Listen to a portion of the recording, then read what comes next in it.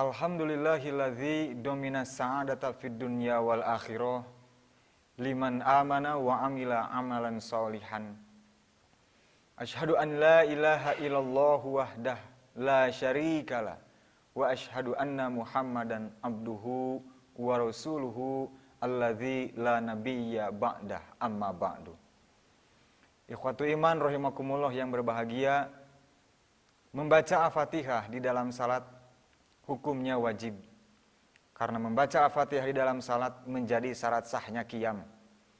Dan qiyam merupakan rukun daripada rakaat. Dan rakaat merupakan rukun daripada salat. Hal ini sesuai dengan perintah Rasulullah sallallahu alaihi wasallam kepada Aisyah. An Aisyata radhiyallahu anha qalat, qala Rasulullah sallallahu alaihi wasallam, la sholata liman lam yaqra bi Fatihatil Kitab. Aisyah berkata, telah bersabda Rasulullah sallallahu alaihi wasallam, tidak ada salat bagi seseorang, tidak sah salat seseorang jika ia tidak membaca Al-Fatihah. Dan hal ini pun sesuai dengan kaidah usul as-sahihu ma yajtami'u fihi ruknu wasyartu. Sah itu, sahih itu adalah jika telah terkumpul rukun dan syaratnya secara sempurna. Kemudian menjadi masalah di kalangan para ulama bahwa makmum masbuk mendapatkan ruku imam itu dikatakan telah mendapatkan satu rakaat.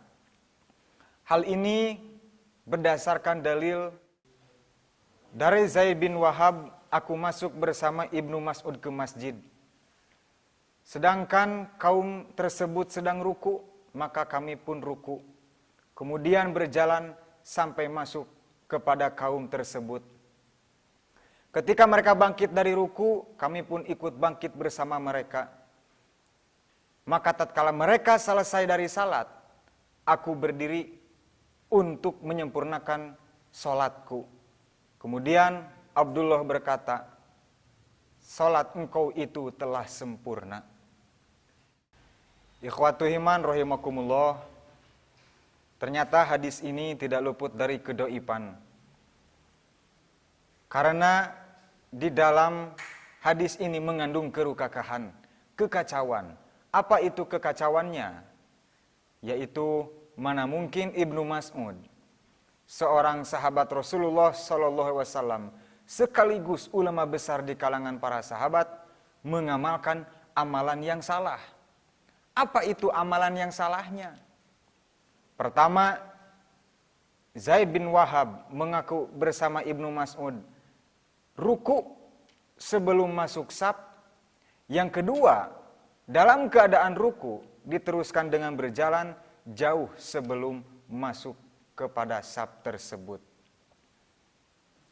Ikhwatu iman rahimakumullah, ternyata hadis ini pun selain dhaif tidak bisa diamalkan, juga bertentangan dengan hadis sahih yang diriwayatkan oleh Imam Al-Bukhari di dalam kitab sahihnya. An Abi Bakrata annahu intaha ila Nabi sallallahu alaihi wasallam wa huwa raqi'un. Faraka'a qabla an yasila ila sofi. Fadzakara dzalika linnabi sallallahu alaihi wasallam faqala zadakallahu hirson wala ta'ud. Hadis dari Abi Bakrah bahwa ia sampai kepada Nabi sallallahu alaihi wasallam dalam keadaan ruku. Maka diterangkanlah kejadian tersebut kepada Rasulullah sallallahu alaihi wasallam. Kemudian Rasulullah bersabda, semoga Allah menambahkan semangatmu, akan tetapi jangan engkau ulangi kembali. Ikhwatu iman rahimakumullah yang berbahagia, sekali lagi hadis Abi Bakrah ini menjadi pembantah sekaligus penggugur kepada hadis Zaid bin Wahab. Kemudian muncul pertanyaan, mengapa Abi Bakrah ketika itu tidak diperintah untuk mengulangi salatnya oleh Rasulullah? Hal ini sesuai dengan kaidah usul takhirul bayan an waqtil hajah la yajuz. Keterangan yang datangnya di akhir itu tidak dapat digunakan untuk menyalahkan amalan yang telah terjadi. Akan tetapi keterangan yang datangnya di akhir digunakan untuk menyalahkan kepada amalan-amalan yang akan datang.